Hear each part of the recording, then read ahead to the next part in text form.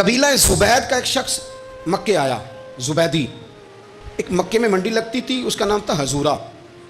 یہ جو حضورہ منڈی تھی، اس منڈی پر ابو جہل کا قبضہ تھا. آج کل تو نہیں قبضہ ہوتا منڈیوں پر کسی کا. حضورہ نامی منڈی پہ نا ابو جہل کا قبضہ تھا. اونٹ بڑے خوبصورت تھے، شاندار تھے. اس نے کہا میں نے بولی دینی. ابو جہل نے اعلان کیا خبردار کوئی بولی نہ دے. بڑی دور تھا قبیلہ زبید، وہ آدمی واپس لے جا نہیں سکتا تھا، مجبور ہو گیا. ابو جہل کہنے لگا چوتھا حصہ قیمت دوں گا، اونٹ تمہیں دے کے جانے پڑیں گے، یعنی اگر لاکھ کے ہیں تو 25,000 کے دو. بندہ بڑا پریشان ہوا. چودھریوں سے بات کی تو کہنے لگے بدماش بڑا ہے، ہم شریف لوگ ہیں. شریف اور بزدل میں، بزدلی کو شرافت کا نام نہ دو، پکی بات کر رہا ہوں. شریف اور بزدل میں شریف ضرور بنو پر بزدل نہ بنو. جی ہم جی شریف لوگ ہیں جی، وہ کیا مطلب. کوئی پاس نہ آیا. وہ بیچارہ نہ کونے میں بیٹھ کے رونے لگ گیا. کہنے لگا میں کدھر جاؤں یارو، میں واپس بھی نہیں لے جا سکتا، اور چوتھے حصے میں دے کیسے جاؤں، اتنا نقصان. وہ رو رہا تھا تو کہیں حضرت زید بن ارقم نے سن لیا. آپ فرمانے لگے کیوں روتا ہے؟ کہنے لگا یار میں نے تو اہل عرب کی تعریف سنی تھی، میرے ساتھ کھڑا ہی کوئی نہیں ہوتا. تو آپ فرمانے لگے تو نے عربی دیکھا ہی کب ہے؟ اگر کائنات کا حسین و جمیل عربی دیکھنا ہے تو جا حرم مکہ میں بیٹھا ہے. مکھ چند بدر شاہ شانی ہے تے متھے چمک دی لاٹ نورانی، کالی زلف تے اکھ مستانی، مخمور اکھی ہیں مت بریاں سبحان اللہ. ما اجملکا ما احسنکا ما اکمل. کتھے مہر علی تو کتھے تیری ثنا، مشتاق اکھی کتھے جال. تو نے دیکھا کب ہے؟ اگر عربی دیکھنا ہے نا تو وہ بیٹھا ہے. جا کے حرم میں ٹیک لگائے، مظلوموں کے والی، غریبوں کے ماوا، رسول رحمت. ایک سادی سی چادر اوڑے حضور بیٹھے تھے. وہ زبیدی کہتا میں آیا، نبی کریم کو بات سنائی. حضور فرمانے لگے این الجمل کا، او کدھر ہے تیرے اونٹ؟ عرض کی حضور وہ وہاں ہیں. فرمایا چل نا. حضور کوئی بولی نہیں لگا رہا، کوئی خرید نہیں رہا. ابو جہل گھنٹا پڑا، اس کے ڈر سے سہم گئے. حضور فرمانے لگے چل نا میں بولی لگاتا ہوں. اور دیکھو نرخ بازار محبت کا انوکھا ہو گیا، خود خریداروں میں شامل آ کے مولا ہو گیا. نبی کریم نے حضرت سعد بن ابی وقاص کو بلایا، حضرت عمر کو، حضرت ابو بکر کو، مدد کے لیے نہیں. حضور فرمانے لگے میری جیب میں پیسے تھوڑے ہیں، ظاہری طور پہ تھوڑے ہیں، ورنہ تو کائنات کے خزانوں کی کنجیاں حضور کے پاس. تھوڑے تھوڑے پیسے دو بھی بولی دینی ہے. سب سے پیسے لیے چلو بولی لگانے چلے. حضور آئے، اللہ اکبر، یہ میرے رسول کا طریقہ ہے. آؤ ذرا تھوڑی دیر کے لیے سوچیں. ابو جہل بیٹھا ہے بڑی مسند پہ، قربان جاؤں مدینے والے حبیب. وہ زبیدی کہتا ہے اس کے کپڑے مہنگے تھے، حضور کے سادے تھے. اس نے بڑی پگڑی باندھی تھی، حضور کی سادی تھی. کہتے ہیں وہ آنکھیں اٹھا کے بات کرتا، مدینے والے نبی آنکھیں جھکا کے بات کرتے. وہ بولتا جاتا، حضور تھوڑے تھوڑے سادے سادے ٹھہر ٹھہر کے جملے بولتے. کہتے ہیں نبی کریم علیہ السلام اس کے ساتھ آ کے حضور بیٹھ گئے اور فرماتے ہیں میرے رسول کریم نے اپنا جبہ سیدھا کیا، پگڑی کو حضور نے سیدھا کیا اور فرمایا چل لگا بھائی بولی. ایک اس نے لفظ بولے، پھر حضرت ابو بکر نے بولی دی، پھر حضرت عمر نے دی، پھر سعد بن ابی وقاص نے دی، پھر زید بن ارقم نے دی، پھر رسول کریم نے دی. وہ کہتا ہے جتنے میں بیچنا چاہتا تھا نبی پاک نے ڈبل میں میرے اونٹ خریدے، ڈبل میں اونٹ خریدے میرے رسول. سلام اس پر کہ جس نے دشمنوں کو بھی قبائیں دی، سلام اس پر کہ جس نے گالیاں سن کر دعائیں دی. اور میرے اعلیٰ حضرت کہنے لگے جاؤ جا کے اعلان کر دو، غم زدوں کو رضا مجدہ دیجئے کہ ہے بے کسوں کا سہارا ہمارا، بے کسوں کا سہارا. جاؤ غم زدوں کو رضا مجدہ دیجئے کہ ہے بے کسوں کا سہارا. رسول کریم صلی اللہ علیہ وسلم نے نا خریدا مال، اور حضور سید عالم وہاں سے نکلے، اور نکلتے وقت حضور فرمانے لگے ابو جہل تیری آج شکایت آئی ہے، آج کے بعد نہ آئے. مکہ سارا اس کے ساتھ ہے، حضور کی مخالفت ہو رہی ہے. 40 لوگ ہیں صرف کلمہ پڑھتے، اور دین کا کام دار ارقم میں قید ہو کے کرنا پڑتا ہے. لیکن جب ظالم کے خلاف نکلے ہیں تو پھر دار ارقم میں بند ہو کے نہیں، پھر میدان میں نکلے. اور فرمایا آج کے بعد تیری شکایت نہ آئے. کہنے لگا جی بالکل نہیں آئے گی، میں آپ کو موقع نہیں دوں گا. حضور چلے گئے تو پیچھے سارے کافر اس کے گرد اکٹھے ہو گئے. کہنے لگے ہم پہ تو بڑا روب ڈالتا ہے، اب تجھے کیا ہوا، پانی ہو گیا، تو کیا کون سا سانپ سونگ گیا، بولا ہی نہیں. کہنے لگا مجھے لات و منات کی قسم، جب مصطفیٰ کریم میرے پاس آئے تو ان کے ساتھ ایسی ایسی طاقتیں تھیں، نیزے تھے، برچیاں تھیں، بھالے تھے. مجھے لگتا تھا میں نے سی کی تو میرے ٹکڑے ٹکڑے کر دے. کہنے لگا جب پاگل ہو گیا، ان کے پاس تو چھڑی بھی کوئی نہیں تھی، وہ تو خالی ہاتھ ہیں، بکواس کرتا ہے، کچھ بھی نہیں تھا. کہنے لگا مانو نہ مانو، ان کے پاس بڑا کچھ تھا. اور اگلی بات جو اس نے کی وہ تاریخ میں محفوظ ہے، وہ تاریخ میں محفوظ ہے، وہ تاریخ میں محفوظ ہے، وہ تاریخ کا حصہ ہے. ابو جہل کہنے لگا اٹھتے ہی کہ مجھے لگتا ہے جب تک محمد ابن عبداللہ موجود ہیں یہ ہمیں ظلم نہیں کرنے دیں گے، یہ ہمیں کوئی زیادتی کرنے. تاریخ میں محفوظ ہے جملہ ابو جہل کا. کہنے لگا جب تک یہ موجود ہے ہمیں کوئی زیادتی کرنے. حضرت فرمایا کرتے تھے زندہ نبی کے ماننے والوں زندہ بن کے زندگی گزارو. زندگی زندہ دلی کا نام ہے. مردہ دل کیا خاک جیا کرتے ہیں؟ جو قومیں سر اٹھا کے جیتی ہیں وہ زندہ ہوتی ہیں. اس لیے اپنی زندگی میں حق کے خود اختیاری پیدا کریں. جینا سیکھیں, لڑنا سیکھیں, میدان میں رہنا سیکھیں. سہم سہم کے وقت نہیں گزرے گا. ظلم سہنے سے بھی ظالم کی مدد ہوتی ہے. لہٰذا حق لینا سیکھیں, حق پر کھڑے ہونا سیکھیں, اپنے مزاج میں یہ باتیں پیدا کریں. مجھے خاتون نے پوچھا, میرا بھائی کہتا ہے حصہ لے لے پھر میرے مرے کا منہ نہ دیکھنا. میں کہا پتر تو حصہ لائے نہ منہ ویکھی ہوتا, کوئی ضرورت نہیں. منہ ایسے ظالم کا منہ ویسے بھی نہیں دیکھنا چاہیے جو بہنوں کا حصہ کھا جائے.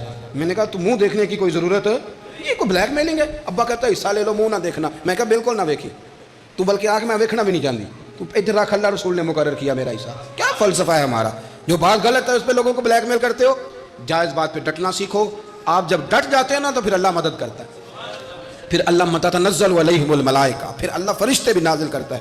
حضور نے فرمایا جو جان کی حفاظت کرتے مر گیا وہ بھی شہید, جو مال کی حفاظت کرتے مر گیا وہ بھی شہید, جو دین کی حفاظت کرتے مر گیا وہ بھی, جو خاندان کی, اپنے گھر کی, اپنے بچوں کی حفاظت کرتے مر گیا وہ بھی.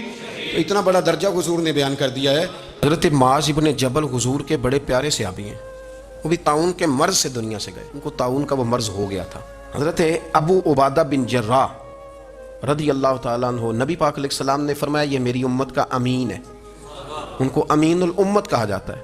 اور عشرہ مبشرہ صحابی ہیں, ان 10 لوگوں میں شامل ہیں جن کے لیے نبی پاک علیہ السلام نے فرمایا تھا میرا تمہارے ساتھ وعدہ ہے, رب تمہیں جنت عطا فرمائے.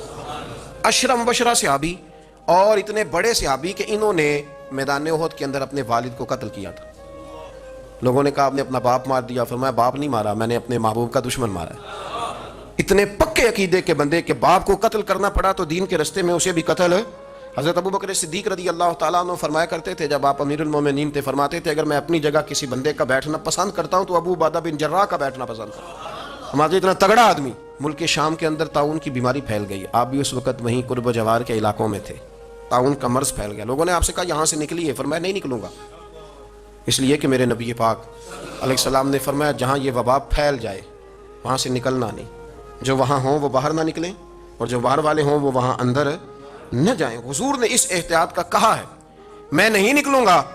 اور مسند امام احمد بن حنبل کی حدیث ہے, نبی پاک صلی اللہ علیہ وسلم نے فرمایا جو طاعون سے ڈر کے بھاگا وہ اس طرح ہے جس طرح اللہ کے رستے میں جہاد کو چھوڑ کے بھاگنے والا. اور فرمایا جو طاعون کی وجہ سے مر گیا اللہ اسے شہادت کا درجہ عطا کر دے گا.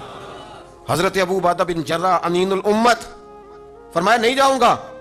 لوگوں نے کہا یہاں طاعون پھیل گیا ہے. تو فرمایا میرے رب کی قدرت ہے, اس کی حکمت ہے, اسے بھی تو پتہ ہے نا اس کا بندہ یہاں موجود ہے. تو پھیل گیا تو اس کی حکمت ہے, اس کی قدرت ہے. میں کہہ چکا ہوں کہ احتیاطی تدابیر ساری استعمال کریں, لیکن خوف کھانا, سوار کر لینا چیزوں کو دماغ پر, نفسیاتی ہو جانا, یہ معاملہ درست نہیں ہے. حضرت ابو عبادہ بن جراح مسجد میں نماز کے لیے جا رہے تھے تو رستے میں پھنسی نکلی اور مسجد میں پہنچنے سے پہلے وصال کر گئے. حضرت معاذ بن جبل جو بعد میں خود طاعون کی بیماری سے تشریف لے گئے, آپ نے ان کا جنازہ پڑھایا. امام نبوی فرمایا کرتے تھے میں جب بھی حضرت ابو عبادہ بن جراح کی قبر پہ جاتا ہوں تو میرے دل پہ روب طاری ہو جاتا ہے. ان کی قبر میں بھی اللہ نے روب رکھا ہوا ہے. مرنے کے بعد بھی ان کی شان وصال کے بعد بھی بڑی بلند ہے.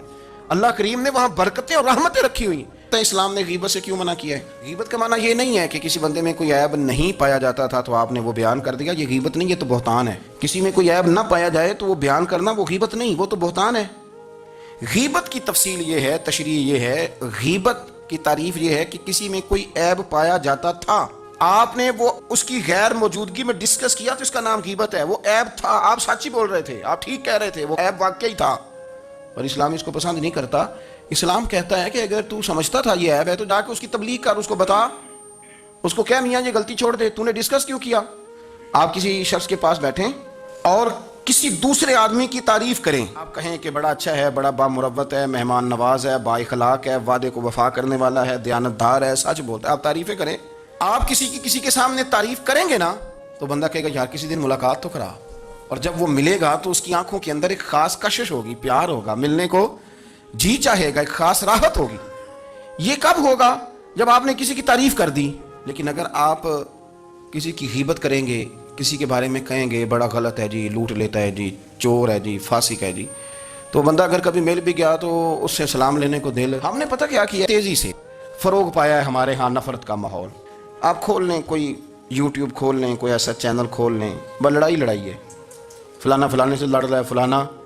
مذہبی لوگوں کی میں منت کرتا ہوں کہ خدا را دین کو اس طرح کا ماحول تو نہ آپ دیں کہ لوگ کہیں کہ ان میں کوئی شے طے ہی نہیں. فلانا فلانے کا جواب دے رہا ہے، فلانا فلانے کا، اور بازاری زبان استعمال کی جا رہی ہے. اور ٹھیک ہے، مسلمات جو طے تھے لوگوں نے تو ان کو بھی چھیڑنا شروع کر دیا، اور تضحیق کی جاتی ہے، لفظ اس طرح کے اختیار کیے جاتے ہیں جو ویسے ہی وزادار آدمی بولنا پسند نہیں کرتے. کیا آپ اپنی شکل دکھا رہے ہیں کفر کو کہ یہاں نفرت ہی نفرت ہے، اور وہ باتیں جن کو بالکل چھیڑنا نہیں چاہیے تھا ان پر بھی آپ کلام کرتے ہیں. آپ نے کوئی چیز نہیں چھوڑی، اس پر آپ نے بحث نہ کی، ہو الجھایا نہ، وہ میلہ لگا دیا. اللہ جانے کوئی کیا بول رہا ہے. دعوت دین کون دے گا؟ پیغام حق کون سنائے گا؟ فلانا فلانے کا جواب دے رہا ہے، پھر وہ دوسرے کا جواب دے رہا ہے، تیسرا تیسرے پہ تبصرہ کر رہا ہے، چوتھا پانچویں پہ تبصرہ کر رہا ہے. یہ کب تک بات ایسے چلے؟ یہی حال سیاسی لوگوں کا ہے. میرے ملک کا جو نوجوان اب بڑا ہو رہا ہے نا، میں بڑی ذمہ داری سے بتا رہا ہوں، وہ جیسے ہی بڑا ہوتا ہے تو وہ سمجھتا ہے میں ڈاکوؤں کے ملک میں پیدا ہوا ہوں، وہ سمجھتا ہے یہ شاید چوروں کی دھرتی ہے، وہ سمجھتا ہے شاید یہاں سب دھوکے باز ہیں. ہم اس طرح سے نچوڑ کے لوگوں کے دلوں میں نفرت بھری ہے، نچوڑ کے، کہ لوگ سمجھنے لگے ہیں اس ملک میں تو کوئی بندہ دیانتدار ہے ہی نہیں، کوئی بندہ اچھا ہے ہی نہیں، کوئی بندہ نیک ہے ہی نہیں. مذاق اڑ. ایک صاحب میرے پاس آئے ہوئے تھے، کہنے لگے پیر صاحب 11 سال ہو گئے پولیس کی نوکری کرتا ہوں، 1 روپیہ رشوت نہیں لی. وہ چلا گیا، میں نے اسے تبکی دی تو وہ نکلا ہے تو ایک بندہ کہنے لگا سب انہیں جو ہوتے نہیں نہ سکتا. میں نے کہا یار تو منشی ہے اللہ کی رحمت کا، یہ میرے رسول اللہ کا دین ہے اور قیامت تک لوگ اس پر عمل کریں گے. اس نے 11 سال کا ہے، وہ 40 سال بھی کہتا تو میں ماننے کو تیار ہوں. کیوں کچھی باتیں کرتے ہیں؟ آپ نے تو تباہی کر دی، کوئی بندہ ٹھیک نہیں بچا. ایسے میلہ لگا ہوا ہے، اس دھرتی کو آپ برا کہتے ہیں، اس کو چوروں کی اور ڈکیت کی اور فراڈ لوگوں کی آپ دھرتی کہتے ہیں. یہ وہ دھرتی ہے جس نے داتا گنج بخش علی حجویری جیسے لوگ رکھے ہوئے ہیں. یہ وہ دھرتی ہے جہاں بابا فرید جیسے لوگ بستے ہیں. کیا بات کرتے ہیں صاحب؟ یہ اتنے بزرگ ترین لوگ یہاں بستے ہیں اور آپ کیا بات کرتے ہیں؟ دیکھیں میں بالکل ہی غیر سیاسی اور غیر جانبدار رہتا ہوں ملک کی معاملات میں، لیکن جس شخص نے پاکستان کو ایٹمی قوت بنانے کے لیے، اب تو بڑی عمارت ہو گئی ہے، غربت میں جس بندے نے کام شروع کیا تھا کہ ایٹمی طاقت بن جائے، اس نے کوئی کام کیا کہ نہیں کیا؟ آپ کو پاورفل بنایا کہ نہیں بنایا؟ کبھی تبصرہ ہوتا ہے اس پر بھی؟ ہمیں لاکھ اختلاف صحیح، ہم بھی بات کرتے ہیں مخالفت میں، لیکن تباہی نہیں اتار دی ہم نے، توہین کر کر کے، نفرت پھیلا پھیلا کے. اس سے پہلے جو حکومت گئی، ایسا نہیں ہے کہ انہوں نے کوئی کام بھی ایسا نہیں جو اچھا نہ کیا ہو، ایسا نہیں ہے. میں ملک بھر میں سفر کرتا رہتا ہوں، میں دیکھتا ہوں بہت ساری جگہیں ایسی ہیں، بہت سارے دیہات ایسے ہیں جس میں بڑے بڑے شاندار روڈ بنائے گئے، کام کیا گیا. ان کی 99 خامیاں اپنی جگہ پر، خوبی کا بھی تو ذکر کریں. یہی حال اس گورنمنٹ کا ہو رہا ہے. لاٹھ لے کے لوگ ہیں، یہ بھی گندا وہ بھی گندا. یہ آپ کس طرح کی بات کر رہے ہیں؟ آپ نے تو ملک کو یہ نام دے دیا ہے کہ یہاں کوئی اچھا انسان بستا ہی نہیں، مولوی ہیں تو سارے برے ہیں، پیر ہیں تو سارے برے ہیں. کیا بات کرتے ہیں صاحب؟ یہ میرے رسول اللہ کی قوم ہے، یہ نبی پاک کی امت ہے، اور حضور نے فرمایا میری امت کبھی گمراہی پر جمع نہیں ہوگی. یہ نہیں ہو سکتا سارے لوگ ہی غلط ہو جائیں. لیکن ہم نے تباہی اتار دی. جس کے ہاتھ میں سپیکر آتا ہے وہ سب کی پگڑیاں اچھالنا ضروری سمجھتا ہے. جس کے ہاتھ میں قلم آتا ہے وہ کہتا ہے چونکہ میں لکھ رہا ہوں تو میں اکیلا ٹھیک ہوں، باقی سارے غلط ہیں. محبت کو فروغ دیں، پیار کریں، اخوت کا رنگ دیکھیں. حاتم طائی کی بیٹی مجرم بن کے آئی تھی، مجرم بن کے، کلمہ نہیں پڑھتی تھی، اور اس کو سامنے کھڑے کر کے میرے نبی پاک نے فرمایا تیرا باپ کلمہ نہیں پڑھتا تھا پر اس میں عادتیں اچھی پائی جاتی تھیں، اس کی صفات ٹھیک تھیں. یعنی حضور تعریف کر رہے ہیں، نبی پاک تعریف، اور ہماری زبان گونگ ہو جاتی ہے تعریف کی دفعہ. جو میری بات مان گیا بندہ ٹھیک ہے، اور جس نے میری بات نہیں مانی وہ بندہ درست ہے. یہ گونگ ہو جاتا ہے ہمارا مزاج. اپنی زندگی میں اچھے الفاظ ادا کریں.